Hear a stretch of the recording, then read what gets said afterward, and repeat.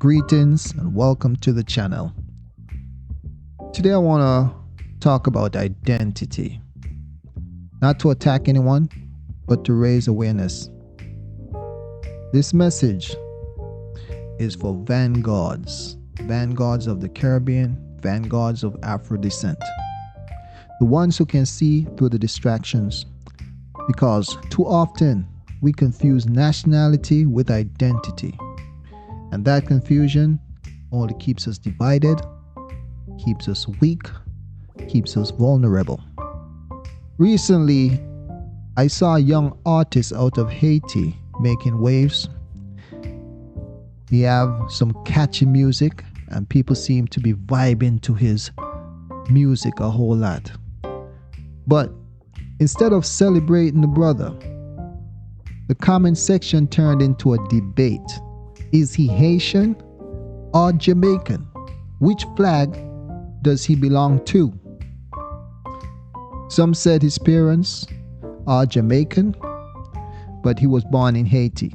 Others argue about his accent.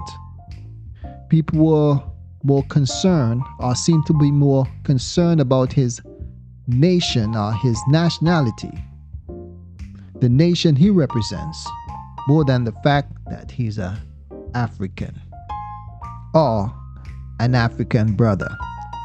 Now I know that everyone who looks African ain't African. I want to point that out. In my eyes, the way you look is only the first phase. Your mentality, your mindset also plays a major role in who are Africans and who are not. Whether he's from Haiti, Jamaica, Guyana, or Ghana, he's an African first. That's identity. That's his identity. Too many of us treat nationality like it's an identity.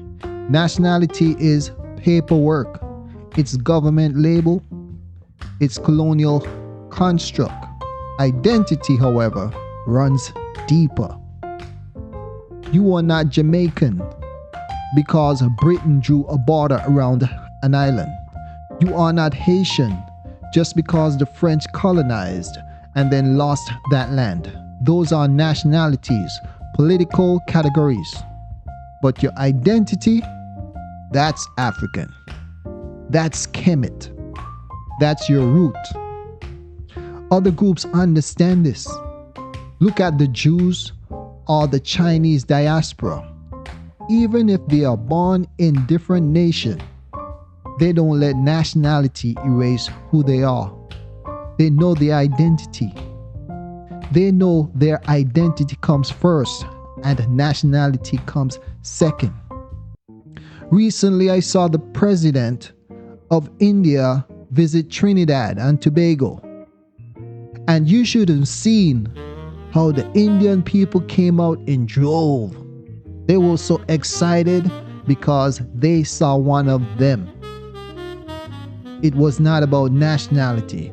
It was about identity.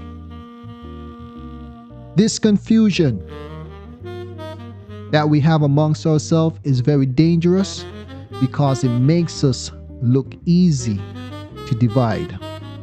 Think about it. A Jamaican can go to St. Lucia and instead of being welcomed as family, he is treated as an outsider.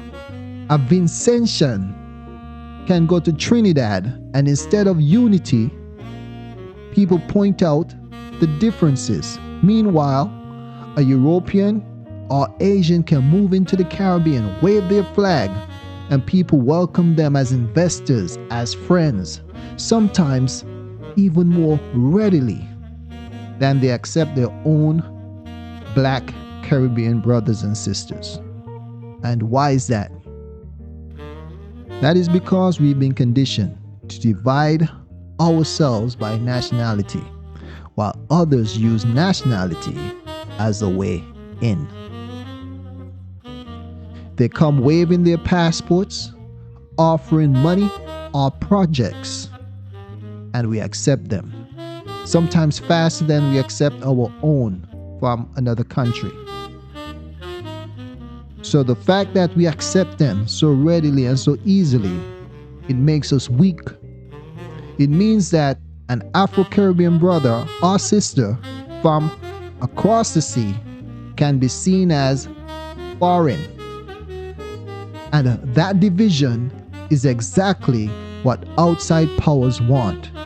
The more we argue about flags, the easier it is for others to slip in, set up shop, and control the resources and opportunities that should belong to us. Remember, most Caribbean governments are rooted in colonial structures. They educate their leaders in foreign systems, and when those leaders return, their loyalty is often to the institutions that trained them, not to the people.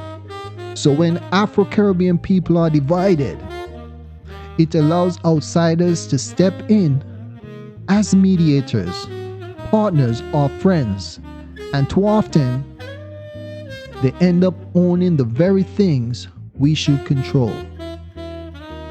So let us stop dividing over flags and borders. Let's stop treating nationality as identity. Yes, your passport may say Haitian, Jamaican, or Ayetian, but your identity is African. Your identity is Kemet. That's your foundation. That's our foundation. That's what connects you across every island and every continent. Because until we unite under that truth, we will keep rejecting our own brothers and sisters and treating them like trash, while opening the door wide for others to step in and take what's ours. Now, I'm not saying to be naive and accept everyone who looks African, because we have some very ignorant African people. We have some whose minds are not African at all. I call them Euphros, right? Their mind are Europeans. So we have to make sure that we analyze these people who are supposed to be African before we accept them. So stay aware, stay strong, stay united.